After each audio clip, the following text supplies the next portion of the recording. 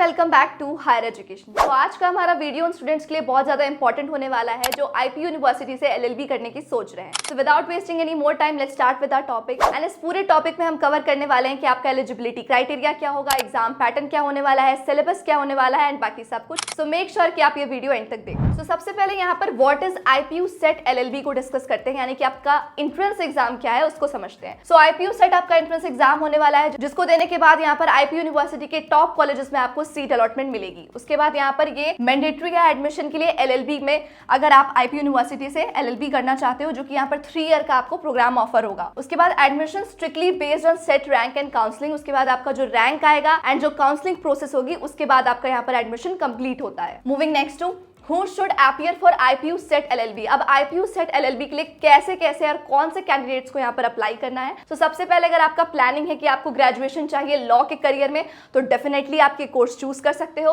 उसके बाद अगर आपका इंटरेस्ट है लीगल एक्शंस पे या फिर आपका इंटरेस्ट बेसिकली लाइक करता है पॉलिटिक्स पे, सो फॉर श्योर आप कोर्स चूज कर सकते हो। एंड उसके बाद स्टूडेंट सबसे इंपॉर्टेंट जिन्होंने 5 ईयर का लॉ कोर्स मिस आउट कर दिया, वो यहाँ पर इस कोर्स को एज एन ऑल्टरनेटिव चूज कर सकते हैं from IP university. Moving next to CET mode and nature. अब यहाँ पर आपका एंट्रेंस एग्जाम का मोड क्या है, नेचर क्या है, उसको समझते हैं। तो सबसे पहले आपका एग्जाम टाइप ऑब्जेक्टिव होने वाला है, यानी कि पूरे पेपर में यहाँ पर आपसे एमसीक्यू टाइप क्वेश्चंस पूछे जाएंगे। उसके बाद ये कंडक्ट कराता है आपका आईपी यूनिवर्सिटी खुद। उसके बाद इसकी मीडियम की बात करें तो पूरा पेपर आपको इंग्लिश के लैंग्वेज में देखने को मिलेगा। एंड उसके बाद एडमिशन आपका होगा कॉमन मेरिट लिस्ट पर, जो जब आप अपने एंट्रेंस एग्जाम को दे दोगे उसके बाद रिलीज की जाती है। Moving next to CET exam pattern. अब किसी भी कैंडिडेट के लिए सबसे इंपॉर्टेंट है अपने एग्जाम पैटर्न को समझना। तो यहाँ पर आपसे टोटल 100 क्वेश्चन पूछे जाएंगे इस एग्जाम में, जिसके सेक्शंस वेटेज की बात करें तो लैंग्वेज एंड कॉम्प्रिहेंशन से 25%, general knowledge and current affair से 25%, basic understanding of law and legal reasoning से यहाँ पर आपसे 50% question through out the paper पूछा जाएगा। एंड सबसे इंपॉर्टेंट है यहाँ पर आपके लिए लीगल रीजनिंग, जिससे यहाँ पर 50% क्वेश्चन आपसे पूछा जाएगा। हर करेक्ट आंसर के लिए यहाँ पर आपको +4 एंड हर गलत आंसर के लिए यहाँ पर आपको -1 की नेगेटिव मार्किंग भी दिखने मिलेगी through out the paper.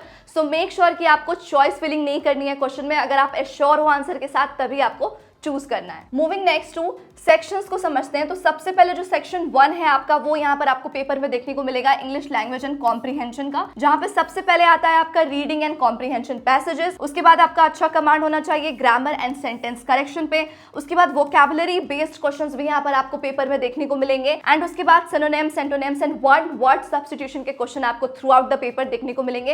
And आपका पूरा पेपर क्योंकि इंग्लिश के लैंग्वेज में आने वाला है, तो मेक श्योर कि आप इस सेक्शन की अच्छे से प्रिपरेशन करके जाओ। उसके बाद सेक्शन 2 की यहाँ बात करें तो जीके एंड करंट अफेयर्स में आपसे history, polity, economic, science basics and environment के क्वेश्चन यहाँ पर आपको देखने को मिलेंगे। उसके बाद करंट अफेयर्स की बात करें तो यहाँ पर नेशनल एंड इंटरनेशनल इवेंट्स के क्वेश्चन जरूर देख के जाना लास्ट के 6 मंथ के।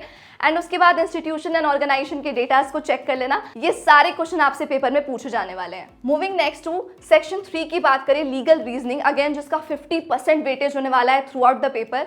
तो यहाँ पर उसमें आपसे constitutional law basics, law of contract, law of torts, law of crime, human rights, united nation and legal maxims के क्वेश्चन आपको देखने को मिलेंगे throughout the paper. So make sure कि आप अच्छे से सेक्शन की प्रिपरेशन करके जाओ, क्योंकि यहाँ से आप बहुत अच्छे रैंक सिक्योर कर सकते हो एंड मार्क्स के साथ। सो अगर आपने सिलेबस देख लिया है एंड अब आप एक प्रॉपर प्रिपरेशन करने वाले हो, सो हायर एजुकेशन आपके लिए यहाँ पर बेस्ट प्लेटफॉर्म होने वाला है। आपको बस हायर एजुकेशन के ऐप को डाउनलोड करना है एंड अपने बैच को ज्वाइन करना है। अब यहाँ पर बैच ज्वाइन करने के बाद आप डेली लाइव क्लासेस अटेंड कर सकते हो। 700+ रिकॉर्डेड वीडियो लेक्चर्स आपको मिल जाएंगे, मॉक टेस्ट पेपर मिल जाएंगे जिससे आप प्रॉपर प्रैक्टिस कर सकते हो एंट्रेंस एग्जाम की।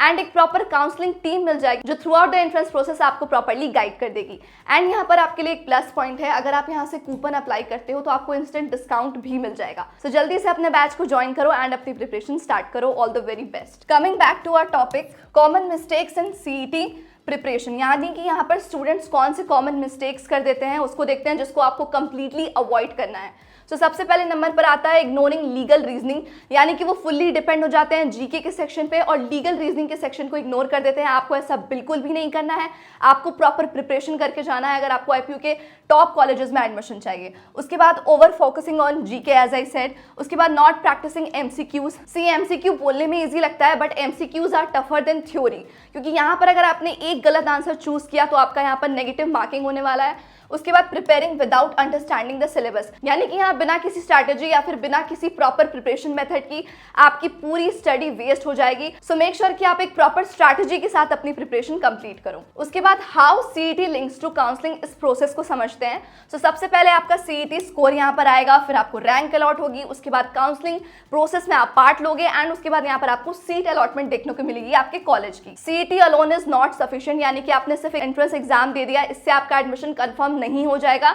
इन सारे स्टेप्स को आपको फॉलो करना है, तभी आप अपने फेवरेबल कॉलेजेस में एडमिशन ले सकते हो। उसके बाद यहाँ पर counselling strategy is equally important. तो यहाँ पर आपका काउंसलिंग सबसे इंपॉर्टेंट पार्ट हो जाता है throughout the admission after giving your entrance exam. So अगर आपको वीडियो अच्छी लगी हो तो मेक श्योर कि आप वीडियो को लाइक कर लो, क्योंकि थ्रू आउट द वीडियो हमने सारे इंपॉर्टेंट डिटेल्स को कवर किए हैं, जैसे मैंने आपको वीडियो के स्टार्ट में कहा था। एंड अगर आप चाहते हो कि आपको ऐसे और भी सारे कंटेंट्स मिलते रहे तो हायर एजुकेशन के चैनल को सब्सक्राइब कर लेना। Thank you so much.